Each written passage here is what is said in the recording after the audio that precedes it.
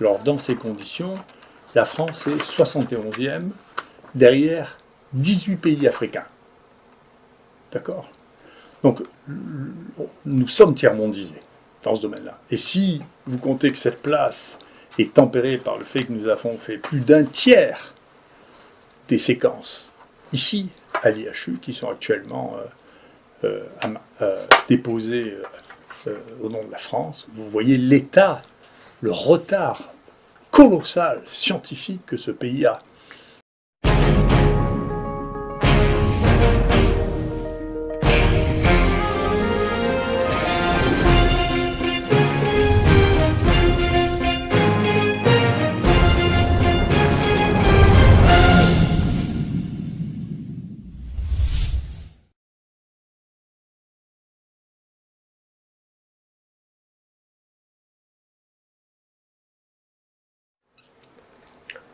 Professeur Didier Raoult, peut-on faire un point sur les variants du SARS-CoV-2 et sur leur analyse?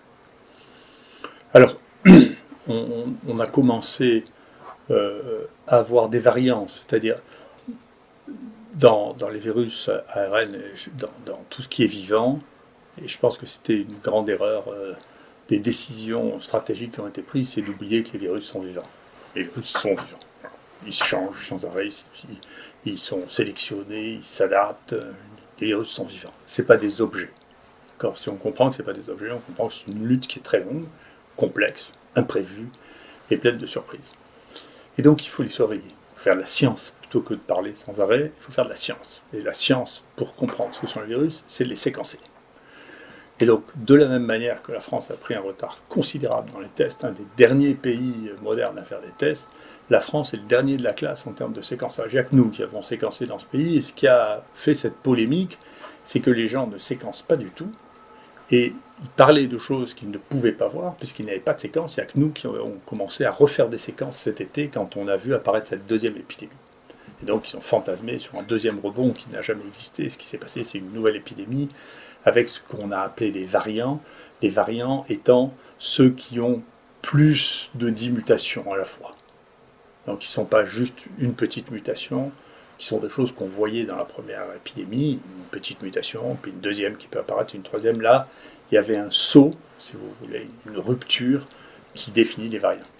Mais comment on peut les voir? Il faut faire des génomes. Alors il vient de sortir un papier, là, dans l'International Journal of Infectious Disease, qui comparait le nombre de séquences faites par le nombre de cas. Alors déjà, la France était très mal placée dans cette situation, puisque sur les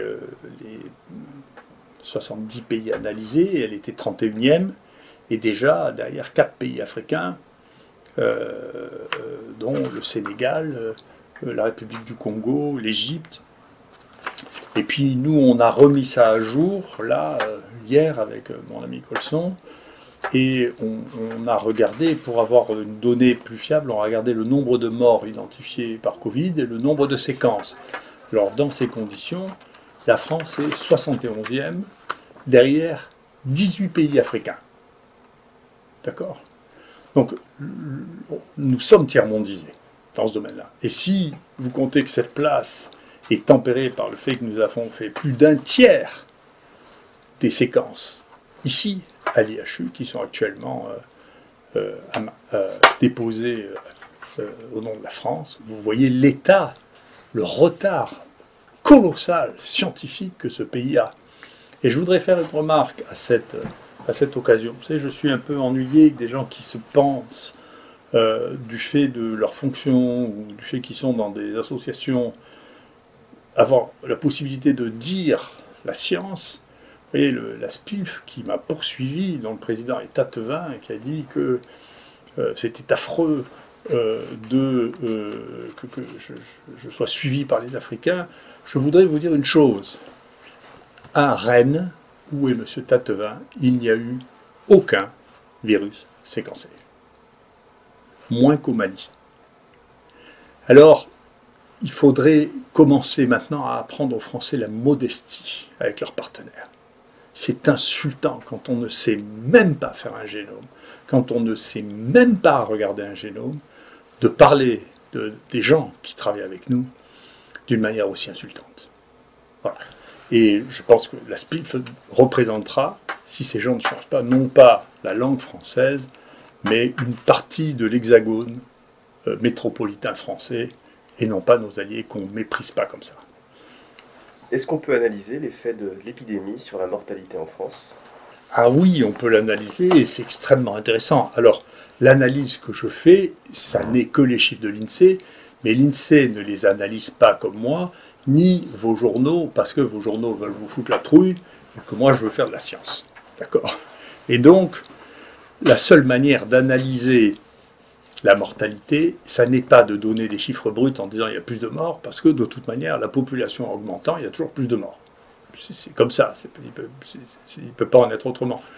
Nous avons une population mondiale qui a doublé, et donc si à terme, il ne peut pas y avoir moins de 2 fois plus de morts. C'est idiot. C'est pas parce que les gens le répètent que c'est pas idiot, c'est idiot. Donc on peut regarder ça en pourcentage de la population. Donc si on regarde en pourcentage de la population, voilà ce que nous avons. La proportion de décès, pourcentage de la population qui meurt au fur et à mesure des années. Et donc là, je vous ai marqué de 1946 à 2020, sur les chiffres qui nous sont communiqués par l'INSEE, qui seront peut-être pondérés ultérieurement. Et donc vous voyez qu'effectivement, il y a une petite remontée ici. On n'a pas l'impression que ce soit... C'est pas Hiroshima, mais ça monte un peu ici. Alors une fois qu'on a dit ça, il serait bien, mais qu'est-ce qui s'est passé en même temps? Mais en même temps que il s'est passé ça, on a eu un vieillissement considérable de la population. Alors, bien sûr, si on fait de la science, pas de la communication alarmiste, on regarde une chose extrêmement simple, puisque j'ai eu l'occasion de vous le dire, la mortalité touche dans 80 à 90% des gens qui sont très âgés ou qui ont des pathologies associées épouvantables. Et donc, si on regarde la proportion de décès chez les patients qui ont plus de 75 ans, vous voyez qu'effectivement, il s'est passé quelque chose. Ici, en 2020, il y a eu une surmortalité des gens de plus de 75 ans.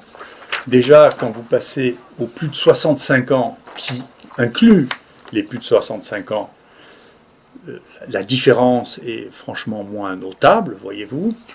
Et si vous passez, ça c'est la surprise du jour, aux gens qui ont moins de 65 ans, il y a eu en 2020 moins de morts qu'en 2019, 1000 morts de moins. Ça, c'est la réalité, c'est pas de la fiction, c'est pas l'excitation, c'est pas une fake news, c'est les spécialistes des fake news, c'est ceux qui n'aiment pas les vraies nouvelles. C'est ce que j'ai appris avec le temps et à mes dépens. Et ça, ce sont tous les chiffres que tout le monde peut s'amuser à bidouiller, que vous allez tous retrouver sur le site, qui vous permettront de regarder les choses. Tout ça, ce sont des données entièrement officielles, simplement... L'analyse n'est pas faite parce que l'analyse va à contre-courant de cette idée que nous sommes en train de vivre une apocalypse. Donc, il faut cibler les gens qui ont plus de 65 ans qui représentent un problème, et surtout ceux de plus de 75 ans, d'accord? Il faut s'en occuper, il faut prendre les mesures. Il faudrait nous laisser, on a déjà déposé 2 projets de recherche pour traiter les gens dans les EHPAD qui ont été rejetés. Il faut pouvoir nous laisser travailler, parce que c'est un vrai domaine. Dans les EHPAD, la moyenne de la mortalité était de 28%. Eh bien, là, n'importe quel effort thérapeutique doit pouvoir amener à diminuer ça. Et puis ensuite, l'autre élément, en dehors de l'âge, c'était celui de l'endroit dans lequel vous vivez. Et là, vous voyez, c'est des données nationales aussi. Moi, je ne tripote rien. Vous voyez que la surmortalité dans l'Île-de-France était considérable à côté des autres zones de France. Donc, si vous étiez âgé, si vous étiez parisien, bien sûr, eh bien, vous aviez un danger beaucoup plus important que les autres. Voilà. Donc ça, c'est de la réalité. Au bout d'un an, on peut réfléchir. Jusqu'à présent, déroulement d'une épidémie, à part les faux prophètes qui savent ce qui se passe avant que ça se passe, avec une maladie nouvelle dont personne ne sait comment ça va se dérouler, et qui se trompent toujours, à part ça, la seule manière de faire une analyse, c'est de regarder ce qui s'est passé et d'en faire une analyse objective, fouillée, sans émotion, en prenant les chiffres qui sont vérifiables et d'essayer d'en tirer des données. Quelle évaluation peut-on faire des mesures sociales qui peuvent être prises pour lutter contre le Covid? Alors déjà, nous, on voyait sur les données qui sont produites par l'INSEE aussi, qu'il n'y a pas d'évidence que les mesures de confinement aient changé en quoi que ce soit la cinétique de l'évolution de la maladie en France. Donc clairement, au moment où on commence le confinement, c'est le moment où explose la première épidémie. Quand on commence le confinement dans la deuxième épidémie, ça ne change rien. Il y a un aspect ondulatoire qui est indépendant des mesures sociales. Mais mieux que ça, l'homme qui est le plus connu au monde sur le mode des analyses épidémiologiques est à Stanford, qui s'appelle Ioannidis. Ioannidis. Je vous montrerai comment on repère que les gens sont les stars mondiales en regardant les citations, le nombre de citations qu'ils ont et leur H-factor. Et vous voyez, il compare les différents pays, bien qu'ils soient américains, il inclut la France qui a pris des mesures contraignantes en regardant voilà, comment a fait la Corée, comment a fait la France, l'Espagne, etc. Et à la fin, eh bien, il montre qu'il n'y a aucune évidence actuellement que les mesures contraignantes aient joué le moindre rôle dans le contrôle de l'épidémie, en analysant y compris la France versus la Suède, versus la Corée du Sud, versus l'Angleterre, l'Allemagne, l'Iran, l'Italie.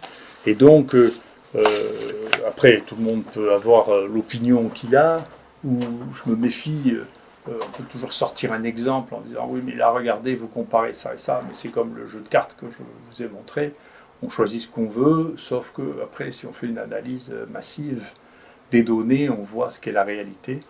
Et la réalité, c'est que ça n'a pas d'effet visible, ça, actuellement. Donc, globalement, pour moi, c'est les trois messages. On voit bien que la mortalité n'a pas touché les gens de moins de 65 ans, donc il faut se focaliser sur la possibilité de traiter les gens plus âgés. En particulier, il faut essayer de mettre quelque chose en place pour les EHPAD qui soient beaucoup plus actifs que ce que nous avons fait jusqu'à maintenant, y compris en utilisant des outils technologiques modernes de surveillance, des constantes vitales. Il faut arrêter d'affoler la population et être prudent avec les mesures restrictives qui quand même relèvent de plus en plus de l'idéologie ou de l'opinion que de la réalité. Et enfin, il faudra du temps pour rattraper cette espèce de retard technologique épouvantable dans lequel nous sommes, y compris dans celui de la mesure des cas, parce que l'absence de contrôle et de validation de tests qui sont réalisés actuellement donne une idée très fausse de ce qu'est la réalité. Il y a une quantité de faux positifs, il y a des faux négatifs, et donc il est temps que technologiquement ce pays se mette à niveau, et pour se mettre à niveau, il faudra que les gens qui n'ont pas les outils ni la compétence se remettent au travail et apprennent l'humilité face aux gens qui nous regardent en se moquant de notre arrogance. Merci beaucoup. Alors, je vais vous montrer comment est-ce qu'on fait pour savoir qui sont les chercheurs les plus influents dans le monde en fonction du nombre de citations et du nombre d'articles qu'ils ont publiés. Alors, on recherche Webometrics, ID Cited Researchers. On ouvre. Et alors là, vous avez la liste de tous les chercheurs classés en fonction de leur H-index. Le H-index, quand on a H-index de 295, comme Ronald Kessler, c'est qu'on a au moins 295 articles publiés qui ont tous été cités au moins 295 fois. Et donc, si on recherche sur cette page Ioannidis, on voit que le professeur Ioannidis, John Ioannidis de Stanford, a un H-factor de 203, ce qui est le 60e H-factor le plus élevé. Si on cherche Didier Raoult, il est 126e avec un H-factor de 183. Et donc là, c'est des chercheurs du monde entier, quelle que soit la discipline. Didier Raoult est le 126e chercheur le plus influent selon ce classement. Et le professeur Ioannidis, donc, qui a fait l'étude sur l'efficacité des mesures sociales que le professeur Raoult vous a présentées, son professeur Ioannidis fait partie, lui, du top 100 et même 60e chercheur le plus cité et le plus influent dans le monde.